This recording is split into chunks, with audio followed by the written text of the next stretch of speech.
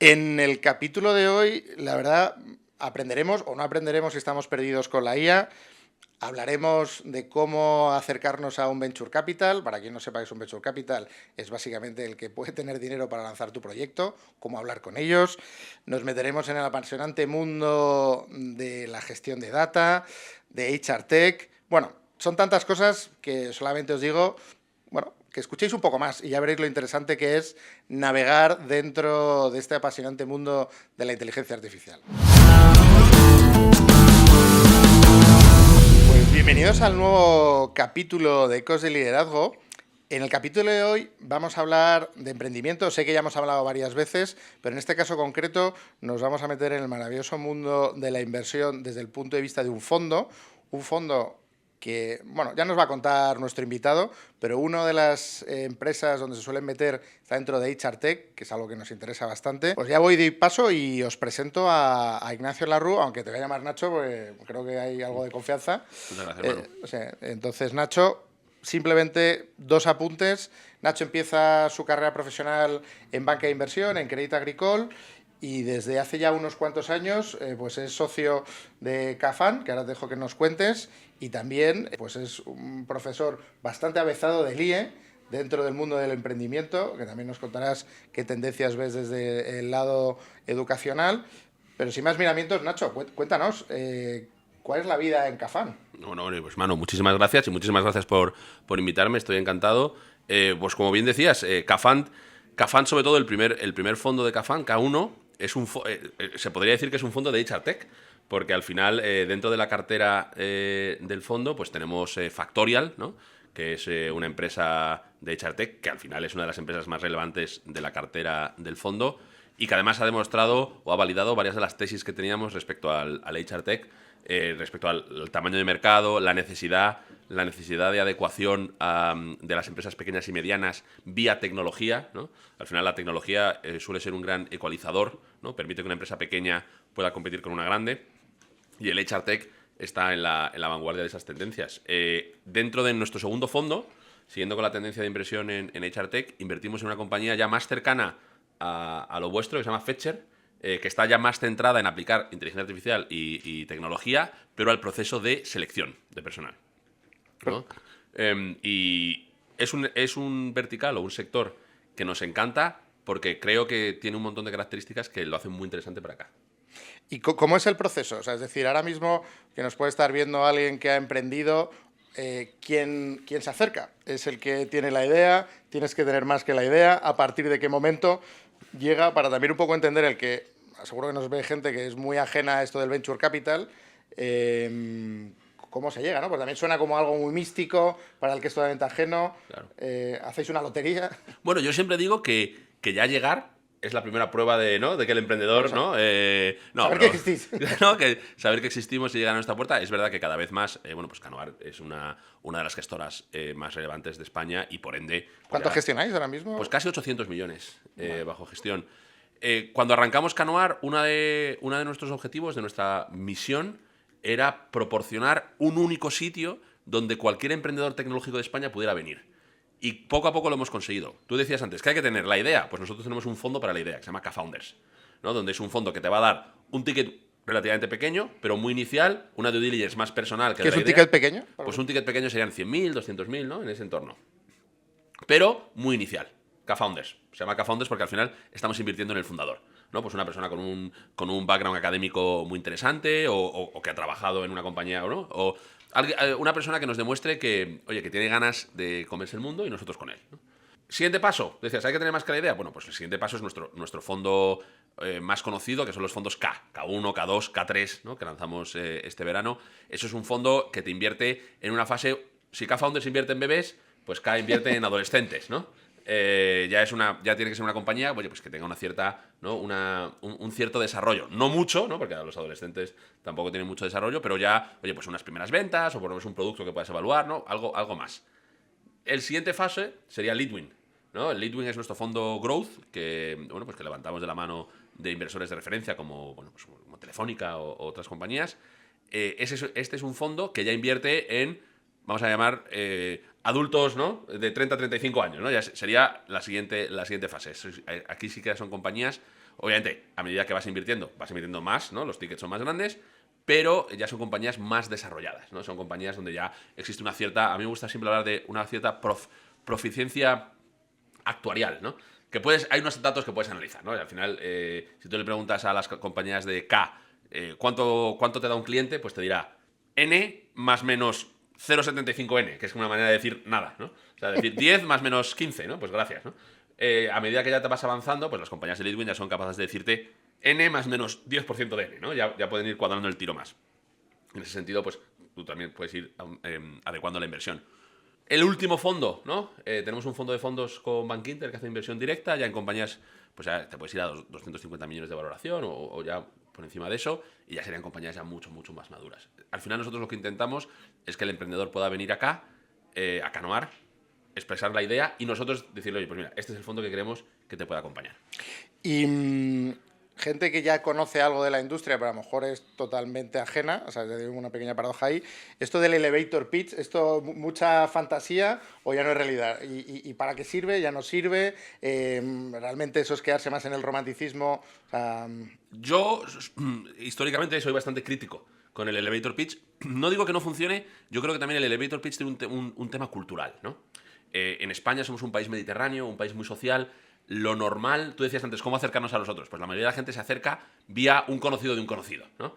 Entonces tú a un conocido de un conocido no le vas a dar 5 minutos, ¿no? Ya. Le das más. Y si no le conoces de nada, de nada, de nada, lo mismo no le das ni nosotros somos muy social, ¿no? O 1 hora o 0 minutos, ¿no? Hay otro, en la cultura anglosajona sí que son más, si se me permite, como menos sociales y más meritocráticos. A lo mejor ahí sí que tiene sentido porque a todo el mundo le dan, ¿no? Le dan sus 5 minutos de fama, como el que dice, y en esos 5 minutos tiene que convencerles de continuar. Un Shark Tank de esto. Claro, en España mi sensación es que la gente te da o 45 minutos o cero, ¿no? Pero no, o sea, o hablas de café, ¿no? Café con churros y tostada o cero. Pero esto del elevator, o un elevator muy lento, ¿no? Pero yo por eso soy crítico y crítico de esa y extrapolo mi crítica a hay que adaptar los procesos a las culturas, ¿no? Al final, uno de los problemas del Venture Capital es que vive aún bajo la luz demasiado brillante y a veces cegadora de Estados Unidos, ¿no? Que es una cultura distinta, un ecosistema distinto, donde lleva 70 años, ¿no? De desarrollo del ecosistema y no puedes compararlo con nosotros, ¿no? Que somos un país mediterráneo, que somos social. Yo creo que al final la inversión, creo que casi todo, ¿no? Pero la inversión también tiene un tema cultural que muchas veces, pues eso, de tantas veces ver la red social o películas así, se nos olvida. Entonces ese slow food que tú estás diciendo en nuestra industria, bueno, en nuestra industria, pero en nuestra cultura, disculpa, cuando le das esa audiencia, que es lo crítico, ¿no? Porque al final esas claves, ¿no? Pues imagínate, soy esa persona que tiene esa idea o que ya tengo algo avanzada, tengo esa audiencia que por lo menos ya no tengo el estrés del elevator pitch con vosotros, pero ¿cómo afronto la comida? ¿Qué es lo que tú vas? Porque seguro veis muchas y tendrás Sí. tus switch, ¿no? Vale, si suena estas palanquitas, avanzamos. ¿Qué palanquitas tienen que sonar? El sí o sí. Yo voy más de lo general a lo particular. Lo que yo siempre le recomiendo a la gente es que haga los deberes e intente ver el mundo a través de nuestros ojos. Para el inversor del Venture Capital, lo primero, la escalabilidad. Mi negocio es multiplicar por 10 en 4 años. Pues hay modelos que es que aunque lo hagas muy bien no lo vas a conseguir, ¿no? Porque al final, oye, pues tienes contratos que negociar, tienes alquileres que negociar, no, por eso yo siempre digo que las leyes físicas al Venture Capital son muy aburridas, ¿no? Porque al final el día tiene 24 horas, ¿no? ¿No? Si tienes, entonces buscamos, por eso al final el Venture Capital acaba invirtiendo en negocios digitales. No porque sean mejores o peores, sino porque para el mismo riesgo tienes una capacidad de escalado mayor, ¿no? Entonces lo primero, la escalabilidad. O sea, lo primero, oye, demuestra que tu proyecto puede multiplicar por 100 en 5 años. Si todo va bien, obviamente, ¿no? Pero lo primero que tienes que demostrar es la escalabilidad. Después, y ahí ya yo siempre digo, esto me lo pregunta mucho, ¿cuál es la estructura perfecta de pitch? Y yo siempre digo, no hay una estructura perfecta de pitch. El mejor pitch es el que se adapta. Es decir, si tú estás pitcheando una idea para K-Founders, dedica el 80% del tiempo a hablar de ti, porque estamos invirtiendo en el equipo. La idea se te ocurrió ayer o no, o se te ocurrió hace un mes. Sin embargo, si estás pitcheando un negocio más maduro, ¿no? Para Leadwin, pues a lo mejor tiene más sentido que primero hables del EBITDA, ¿no? de los cohortes de usuarios, o sea, que no hay. Otra vez yo soy muy crítico de estas cosas de internet, de la estructura perfecta para levantar dinero. No, la estructura perfecta es la que se amolda. Cuanto más temprano estoy, más enfatizaré equipo, porque al final la idea pues puede cambiar, o de hecho va a cambiar.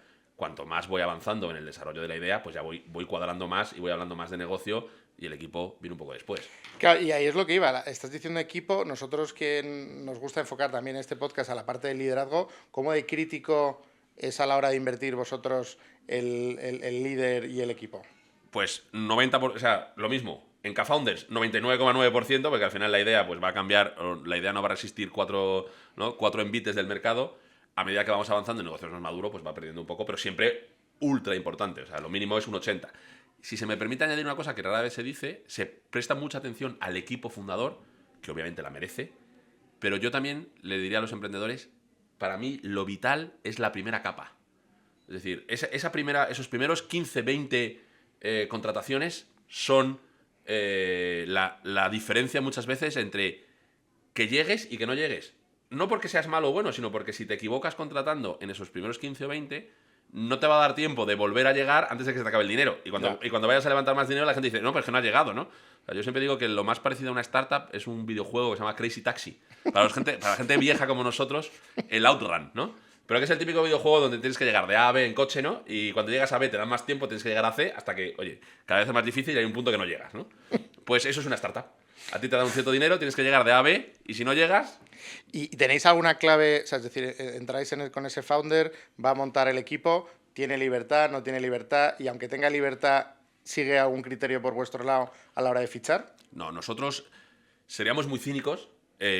Nosotros al final tomamos una participación en la compañía de en torno al 20, ¿no?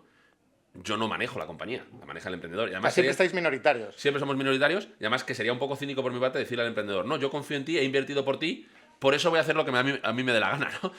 Sería un poco, ¿no? No encajaría. Nosotros al final lo que somos es una mezcla entre policía, ¿no? Juez y consultor, ¿no? Estamos siempre a disposición del emprendedor para ayudarle, para, oye, tengo esta idea, ¿qué te parece? ¿No? Porque al final, muchas veces el valor que traemos no es que seamos más o menos listos, sino que lo que para el emprendedor es la primera vez que le pasa, como yo tengo 85 compañías, ya me ha pasado. Claro. Y entonces, que vosotros que tenéis ya un track record, entiendo que tienes el dato de cuántos exits habéis hecho. Sí. ¿O cuántos habéis hecho? Sí, nosotros el primer fondo tenemos ya hemos hecho 4 exits, estamos pendientes de cristalizar la cartera, pero la verdad es que el primer fondo tiene muy buena pinta y por lo menos tiene una trayectoria para el primer cuartil. Hay una tendencia, yéndolo a lo positivo, o incluso también a lo negativo, es decir, los que no lo han conseguido, hay tendencia, me refiero en perfil del líder, en algo, o sea, que seguro que cada uno será muy heterogéneo y diversidad y todo lo que tú quieras, y a la inversa, el que lo consigue, también hay un punto común. Sí, yo creo que sí, o por lo menos en mis observaciones. Yo he visto gente con más, con menos educación, con más, con menos recursos, con más, con menos... Todo eso al final dices, he visto para un lado y para otro. Cosas que siempre he visto en la gente que le ha ido bien es la curiosidad. O sea, a mí cuando en mis clases siempre me digo, si os pudiera enseñar algo, o sea, si yo le pudiera enseñar algo a los emprendedores del futuro sería curiosidad. Desgraciadamente no he encontrado ningún curso que te enseñe a ser curioso. Esa clase todavía no la das. Esa clase no, la intento dar, pero... El no te deja. No, pero realmente no hay un curso que digas, pues entré no siendo curioso y la verdad es que ahora soy curioso. Una de las cosas que siempre me ha sorprendido es que a la gente que le ha ido muy bien es gente que es muy curiosa. O sea que, pues yo qué sé, y yo vivo el día a día con muchos emprendedores, ¿no? Vas a comer, ¿no? Y dice, no hay tenedores. Pues mucha gente dice, y el buen emprendedor dice, ¿por qué? Qué curioso, ¿no? Cuéntame, ¿por qué no hay que...? O sea, todo les... Y esa actitud frente a la vida es lo que les ha hecho pues descubrir buenas ideas o adaptarse. Es esa curiosidad, ¿no? Por supuesto, la capacidad de esfuerzo, ¿no? Pues esas son cosas que va de retro, o sea, como el valor en el soldado, o sea, sin ellas pues ya, ¿no? Has perdido. Pero si tuviera que destacar una, sería la curiosidad y la segunda sería la capacidad de convencer. Al final, el emprendedor parece que hace muchas cosas, y desde luego las hace, pero si se parara y pensara, se daría cuenta que su labor es convencer. Convencer a gente para que trabaje con él.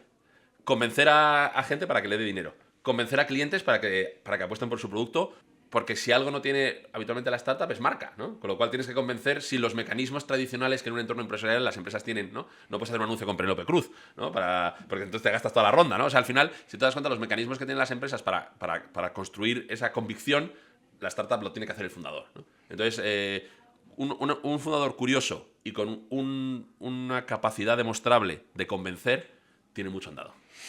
No, muy interesante. Y ahora entrando ya en la parte de HR Tech, y ahí yo te diría, más allá que si es con alguna de las participadas que te venga en mente o éxito o lo que sea, me interesa más entender qué tendencias, o mejor dicho, qué está funcionando ahora y también qué es lo que no va, porque ya sabes que esto es la tecnología, el que llega tarde es muy habitual. Entonces hoy hay cosas que funcionan que seguramente tú ya veas que en medio plazo no va a funcionar y qué es lo que ya está empezando a funcionar y va a ser una realidad. Sí, bueno, empezando por las realidades, cuando hablamos de un vertical, hay muchas veces que HR Tech, pues es tech, ¿no? Y tech siempre tiene una serie de fundamentos. ¿Qué está funcionando sí o sí? Herramientas de productividad. Y lo hemos visto, ¿no? Que si el registro horario, ¿no? Que si el pago de nóminas, que si la conciliación, la conciliación, ¿no? Todos los aspectos más de proceso del área de recursos humanos se digitalizan y al final se aumenta en eficiencia, ¿no? Y eso yo creo que es lo primero que cae, la fruta que primero cae en un sector cuando se aplica tecnología es la eficiencia. Porque, oye, al final, ¿quién va a decir que no a la eficiencia? ¿No? Claro. Oye, a ti te cuesta X hacer una nómina, con mi herramienta te va a costar X medios. ¿Dónde tengo que firmar? ¿No? Ahora, ¿qué cuesta? Y esa capa siempre, si tú te das cuenta, me da igual, marketing tech, HR tech, eso va a estar ahí. siempre está. O sea, la primera ola es la ola de productividad. Porque es la ola más fácil de vender, es la ola más fácil de ver, ¿no? Tú llegas a un sitio y dices, oye, ¿qué te cuesta esto? Pues con mi herramienta te va a costar la mitad, en tanto en tiempo, en dinero. Y eso ya está aquí, ¿no? Y no hay más que ver la cantidad de herramientas, desde pues, registro horario, nóminas, beneficios empresariales, ¿no? Lo típico, la tarjetita de esta que te permite, ¿no? Pues ahorrar ¿no? en el autobús, ¿no? Cosas que antes eran vacaciones, los turnos, ¿no? Las empresas de retail, o sea, esos procesos que eran más tediosos, tediosos. Eso es lo primero.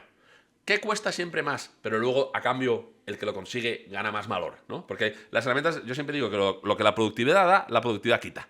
Es decir, sí, el registro horario, sí, pero hay 150 registros horarios y al final acaba comoditizado y es muy difícil. Oye, acabas proporcionando un valor, pero acabas, pues no siendo capaz de capturarlo.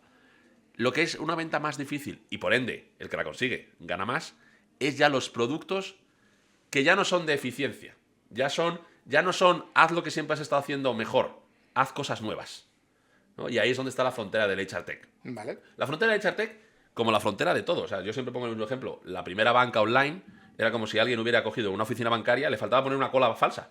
O sea, porque eso es lo que se conoce en la tecnología como la época de transición, ¿no? Cuando haces control C, control V. El primer e-commerce era como una tienda, pero online. Porque al final el ser humano somos animales de costumbres, la gente sabe usar tiendas, ¿no? Entonces, ahora, con el tiempo, empiezan a aparecer maneras de hacer e-commerce que no se podría hacer en una tienda, como por ejemplo Duolingo, ¿no? Con el social commerce, ¿no? Que puedes invitar a tus amigos a un chat y ellos te dicen si te gusta el pantalón, no te gusta, aunque no estén. Cosas que ya tú no podrías hacer en una tienda. Tú en Zara no puedes montar a tus amigos. Entonces, esa evolución es lo mismo que le va a pasar al HR Tech. Hemos arrancado por la parte de haz lo que siempre has hecho mejor, y poco a poco va a empezar a llegar, haz cosas que antes no podías hacer porque no había tecnología, desde el punto de vista de evaluación, desde el punto de vista de medición, ¿no? De, oye, desde el punto de vista de identificación del talento, ¿quién realmente son mis empleados clave, ¿no?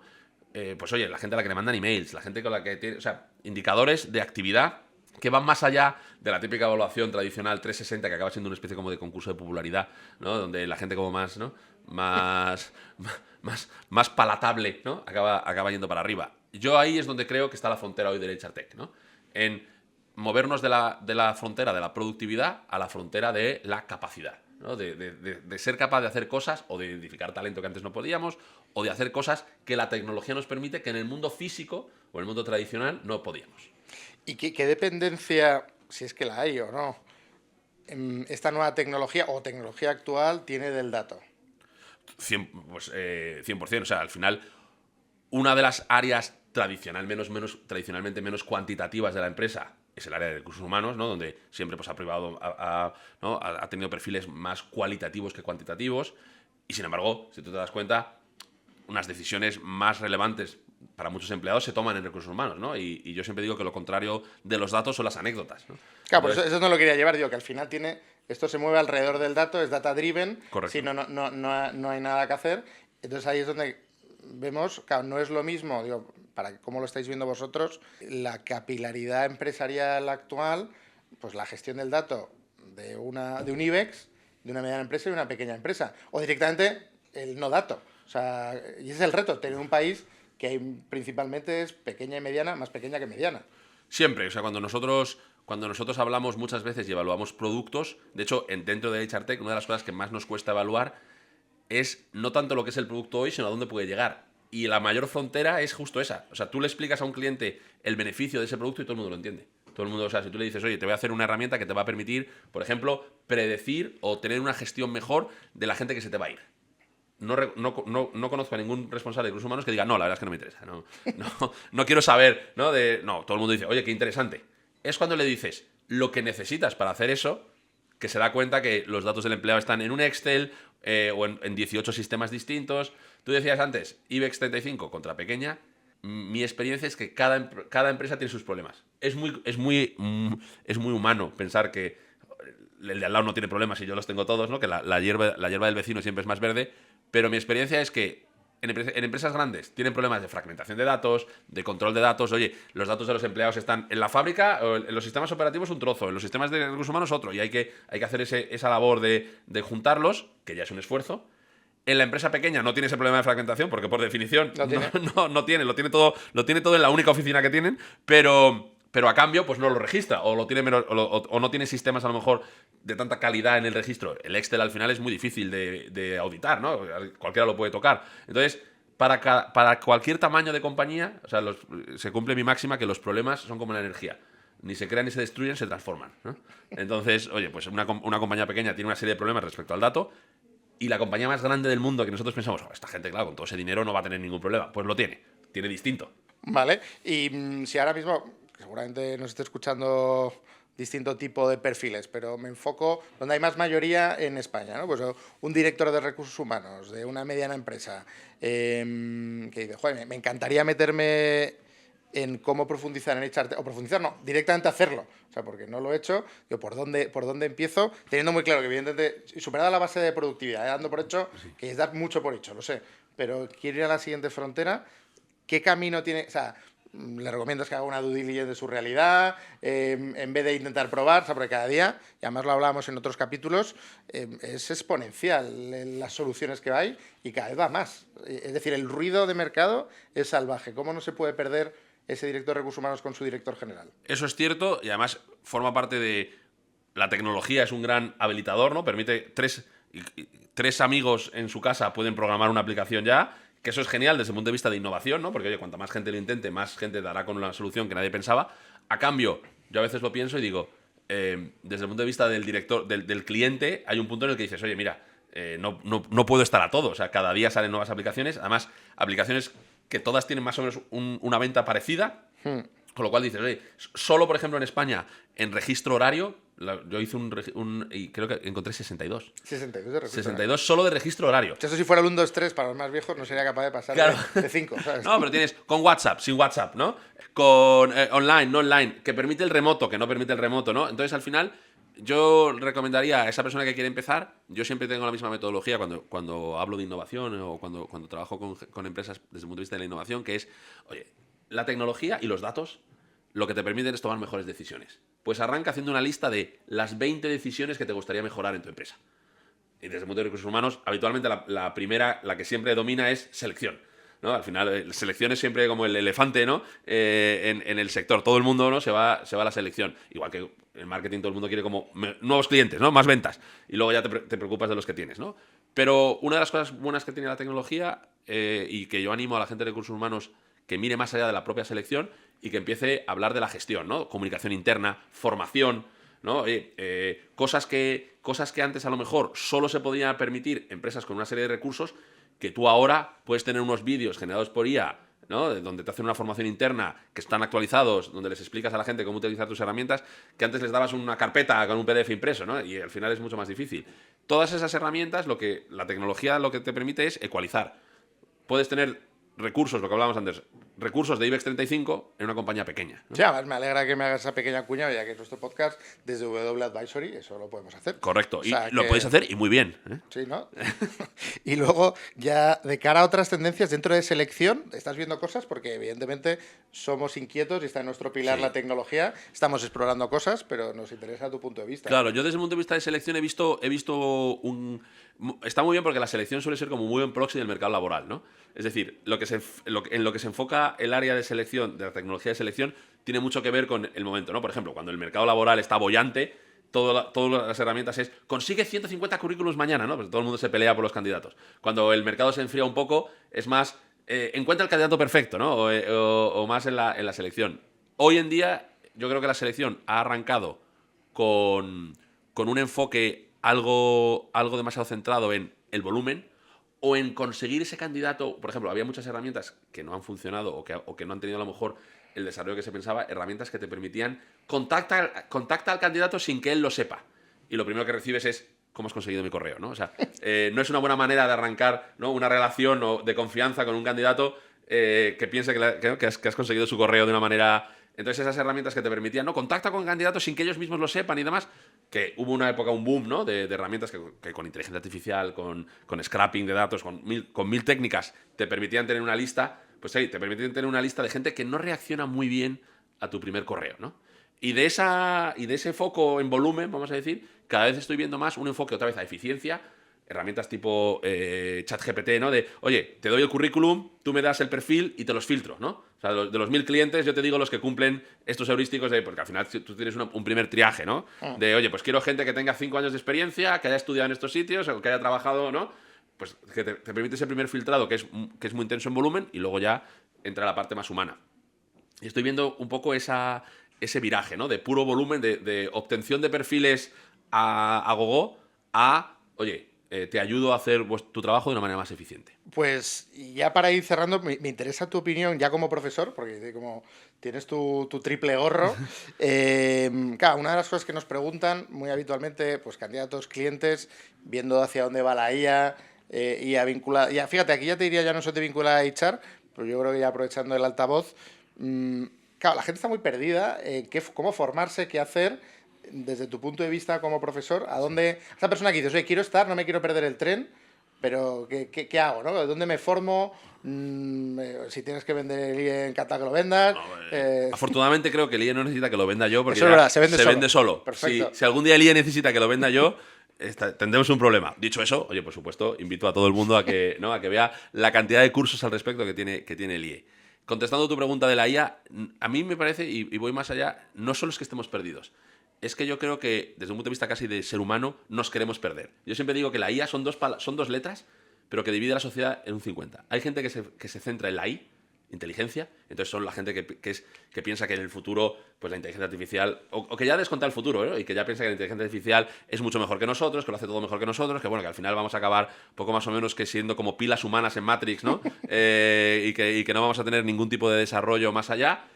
Y hay gente, el otro 50% de la población, que se centra en la A de artificial, ¿no? Y entonces dice, no, estas decisiones las toma la máquina, pero las toma sobre datos pasados, ¿no? Toda esa gente que dice, la IA es como conducir un coche solo mirando por el espejo retrovisor, solo funciona si la carretera es recta, ¿no? En cuanto hay una curva, pues ya se pierde el coche. Y yo, que desde Aristóteles pienso que la virtud está en el punto medio, creo que la realidad es a medio camino entre las dos, ¿no? Es decir, la inteligencia artificial es una herramienta de productividad. Yo creo que es indiscutible, ¿no? Todos nosotros hemos utilizado ChatGPT para escribir un correo que no sabíamos qué decir, o hemos utilizado Dalí para hacer una foto para una presentación. Todos, o creo, ¿no? Hemos hecho un vídeo con IA, o sea, todos nosotros yo creo que ya empezamos a utilizar la inteligencia artificial como una herramienta de productividad, ¿no? Hacer lo que hacíamos antes mejor y más rápido. Creo que la frontera de la IA, volvemos a lo mismo, está en la capacidad, y ahí es donde la inteligencia artificial generativa nos ha sorprendido mucho. Es decir, ya no es una herramienta de productividad, sino ahora ya puedo hacer un vídeo que antes o puedo hacer cosas que antes ni se me ocurría que podía hacer, ¿no? Y creo que por ahí está la frontera, pero sí que creo que, primero, desgraciadamente hay un porcentaje de la población que ya ha descontado que la IA ha ganado y un 50% de la población que nunca quiere que la IA gane. Resultado, los dos están siempre, ¿no?, a peleas y siempre están. Y yo creo que la realidad de la IA está un poco entre medias. Es una tecnología muy eficiente, que aporta un montón de valor, pero que creo que aún está en la fase más, y yo siempre he sido más partidario, de que sea una tecnología que empodere al individuo y que no sustituya al individuo. Es decir, yo soy mejor con la IA, pero la IA no me sustituye a mí. ¿Y dónde le enfocarías para formarse? ¿Hay algo concreto? Sí, yo, por ejemplo, a los usuarios, eso ya va en todo, ¿no? Creo que hay mucha gente que se ha lanzado a cursos de programación o cosas así, que creo que la gente se le ha ido un poco Claro, y ahí de te hago las un pequeño manos. paréntesis. Nosotros, por ejemplo, desde W Advisory, al empresario directivo que se lo esté planteando, os asesoramos en esa parte de cómo ir a la tecnología. Claro. Pero al que no es ese directivo desde el punto de empresa, sino más en individual, ¿hacia dónde tú le Claro, invitas? pues yo creo que una herramienta, o sea, el mismo camino que yo siempre le recomiendo a toda la gente que me pregunta. Lo primero, aprende a hacer buenos prompts, ¿no? Es decir, Para el marciano que a lo mejor Sí. todavía no se haya metido. prompt un es la frase, o sea, ChatGPT, tú le tienes que decir, ChatGPT, escríbeme una carta, ¿no? Quiero escribir Eres como Cervantes. Claro, quiero escribir un email. Pues no es lo mismo decirle, escríbeme un email a un cliente, que decirle, quiero que me escribas un email a un cliente que está poco satisfecho, quiero que lo hagas en 200 palabras y quiero que tu estilo sea amigable pero rudo, ¿no? O sea, eso es lo que es prompt engineering, ¿no? Que creo que es una habilidad que se debería empezar a enseñar en el colegio. Porque al final, oye, tú no tienes por qué saber cómo funciona ChatGPT, de la misma manera que tú no tienes por qué saber mecánica para conducir un coche, no tienes que aprender Python, no tienes que aprender Transformers, no tienes que aprender LLMs, lo que tienes que aprender es a usarla, ¿no? Vuelve a ser un tema otra vez de lenguaje y de comunicación. Correcto. Es decir, antes has aprendido a relacionarte con personas, no todo el mundo lo ha aprendido, eso ya es otro tema. Y A mí ahora me vas cuesta- aprender a mí me cuesta más A mí me con cuesta- ChatGPT. a veces cuesta más. Y hay otra gente que ya ha superado ya la parte de las personas, o a lo mejor no ha superado a las personas, tiene otra segunda oportunidad relacionándose con las máquinas. Una que ya lo daba por perdido y dice, bueno, ya con las Segunda personas vuelta, fallé, voy a por segunda la segunda vuelta. vuelta, a ver si con las máquinas se me da mejor. Pero yo creo que eso sí que es una habilidad transversal. Es decir, todos nosotros vamos a acabar usando Y eso herramientas. tiene futuro, ¿no? Porque según Claro. toda esta evolución que va a ser es totalmente ultra exponencial, ya no sé cómo llamarlo, te puedes quedar colgado y aprendí a hacer esto y cuando ya llegas ya vuelve a cambiar. Lo que debería ser constante es cómo aprender a relacionarte, pero con más de ese prompting con la tecnología. Y aquí, oye, metemos un cross-selling que en ningún caso sponsoriza este podcast, pero la gente de Deep Learning, ¿no? O sea, hay cursos ya de prompt engineering, ¿no? Que te explican cómo poner modificadores, ¿no? Que eso ¿no? ya existe. Eso ya existe. Y es un curso online, gratis, ¿no? Claro, Te ves gratis. unos vídeos donde te explica, ¿no? Del Deep Learning, creo que es Deep Learning Institute, donde te explican cómo hacer buenos prompts, que creo que es el nuevo, igual que antiguamente la gente aprendía, ¿no? Un segundo idioma, ¿no? Sí, sí, es otro idioma. Es otro idioma, pues creo que esta es una habilidad que solo va a ir a más, que es gratis y que ahí sí que de verdad puedes tener un aumento de eficiencia y puedes tener una relación mucho más... Una de las cosas que yo siempre recomiendo a la gente es que tenga una relación funcional con la tecnología. Hay gente que tiene una relación de amor, ¿no? Que lo que yo llamo los tecnofetichistas, ¿no? Que piensan que todo en la vida lo va a resolver la tecnología y que la tecnología... Y luego tienes los tecnoescépticos, ¿no? Los que, no, yo le doy a mi hijo un juguete de madera, ¿no? Pues yo creo, desde Aristóteles, que la virtud está en el punto medio y que lo que tienes que tener es una relación funcional con la tecnología. Ni miedo, ni amor, ni distancia. Oye, simplemente esto es una herramienta más, aprendo a usarla, extraigo lo mejor y me centro en todas aquellas cosas que afortunada o desafortunadamente la máquina nunca va a poder hacer. Oye, Nacho, pues muchas gracias por venir a este capítulo y me quedo con... Nos gusta perdernos en la IA y hay luz, hay que buscar ese faro. O sea, Correcto. Muchísimas gracias. Y si no encontráis el faro, pues buscáis en ChatGPT y le decís que os diga dónde está el faro más cercano. Ilumíname el camino. Ilumíname el camino. Muchas Perfecto. gracias a ti, Manu.